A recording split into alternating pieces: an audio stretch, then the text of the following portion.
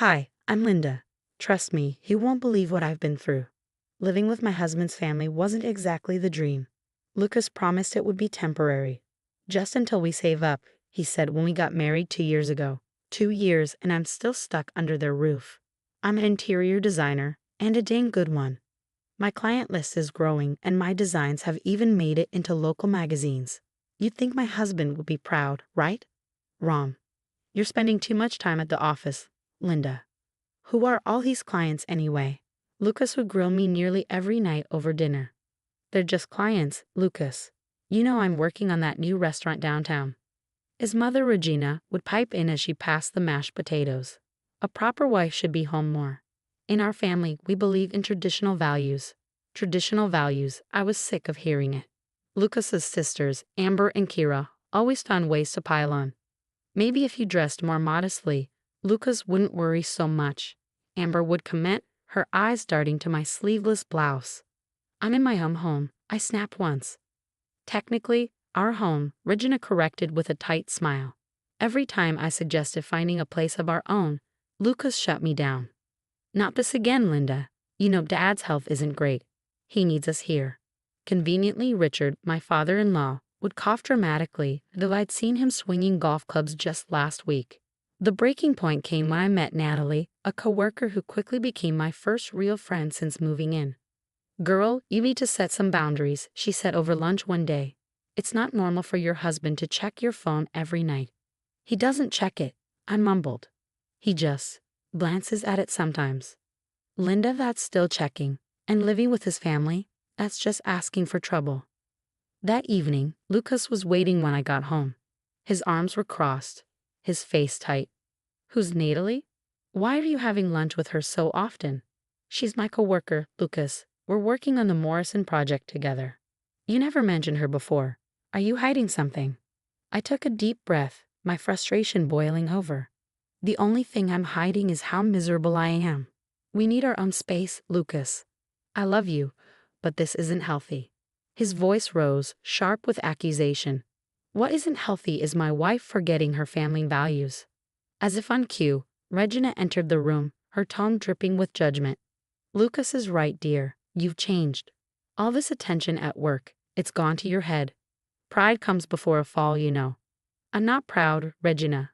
I'm successful. There's a difference. I went to bed that night feeling caged, the walls of the house closing in. The next day, after an exhausting shift, I walked into the kitchen to find the family gathered for dinner. You're late again, Lucas muttered without looking up. Had to finish the Morrison project. Work, work, work, Regina sighed. Maybe you should focus on your home instead. I clenched my fists. Lucas, I've been thinking. That new development across town has some beautiful houses. We should look. Not this again, Linda, he interrupted. Our life is here with family. Your family, Lucas, not mine. Richard let out his token cough. Son, your mother needs help with her medications. And my heart. They need us here, Lucas insisted, his tone resolute. They need you. I need my husband. I need privacy. Privacy? He scoffed. What are you hiding, Linda? That was it. I stormed out into the garden, the crisp night air biting against my skin. Stars sparkled mockingly above as tears burned hot down my cheeks. How had my life become this prison? Hey, everything okay? Jack's voice startled me. Just family stuff, I admitted, wiping my face quickly. The whole moving out discussion again. Jack, the only member of Lucas's family who seemed to understand, nodded knowingly. This family can be a lot. I get it. I laughed bitterly. Is it too much to ask for a little space of our own? He smiled softly. You know what's funny? Even when you're upset, you still look put together. Must be that beautiful hair of yours, like something out of a shampoo commercial. I managed a weak laugh, but the moment shattered as I heard footsteps behind us. Lucas had come to the garden, likely to apologize. But when he saw Jack compliment my hair, his face darkened. Without a word, he spun around and retreated. Later, in our bedroom, the silence between us was suffocating. Lucas's voice finally cut through, sharp and cold. Cover your hair. I blinked, sure I'd misheard. What? You heard me. If you're going to live in this house, cover your hair. My jaw dropped. This is insane. I've told you, Lucas, we need our own place. Then you wouldn't have to obsess over who sees my hair. My father needs us here. I scoffed. Your father plays golf every weekend. He's fine. His eyes narrowed, his tone unrelenting. Cover your hair. No, I won't. I crossed my arms, trembling with anger. This is exactly why we need to move. Your jealousy is out of control. He didn't respond, just turned his back to me. I sighed, grabbed a sleeping pill, and lay down, turning my back to him. The only way I could find rest in this house anymore was with medication. Fine, have it your way, he muttered. As the pill pulled me into sleep, I vaguely heard him pacing. The rustle of a drawer opening filtered through my haze, followed by a sudden, chilling sensation on my scalp. I tried to stir, to protest, but the medication dragged me under. When I woke, something felt off. My hand instinctively went to my hair. The flowing locks I had spent years growing were gone. In their place were jagged, uneven strands barely reaching my ears. I bolted to the mirror and screamed. Regina appeared at the door, coffee cup in hand. What's all this noise about? I turned, trembling with fury. Look at what he did to my hair. She tilted her head, sipping her coffee casually. Oh dear. Trying out a new style? It's different. Different. Lucas cut my hair while I was sleeping. Her lips pursed into a smug smile. Well, it'll grow back. Maybe next time you'll listen.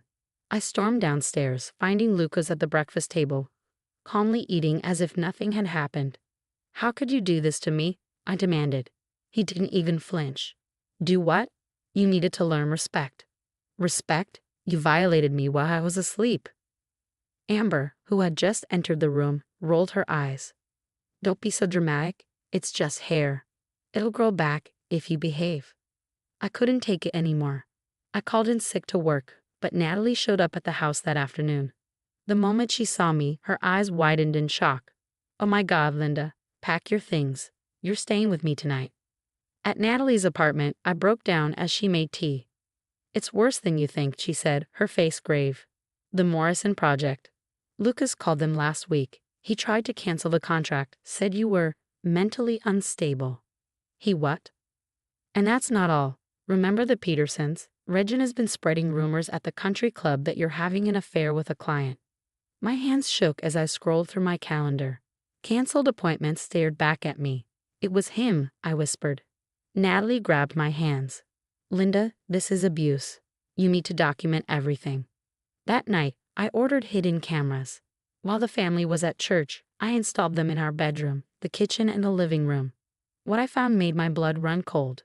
Footage showed Regina rummaging through my drawers, Amber scrolling through my phone while I was in the shower, Kira photographing my personal documents, Lucas reporting my every move to his mother. Then came the damning conversation.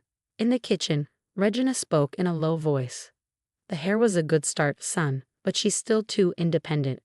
Maybe we should take her phone next. Remember how well that worked with Diana? My heart sank. Diana. That night, I scoured my email and found a chilling subject line. I was Lucas's ex. Hi, Linda. I saw your picture in the design magazine and recognized Lucas. I need to warn you, what they did to my hair was just the beginning. They isolated me, sabotaged my job, spread rumors until I had nothing left. I fled to Chicago.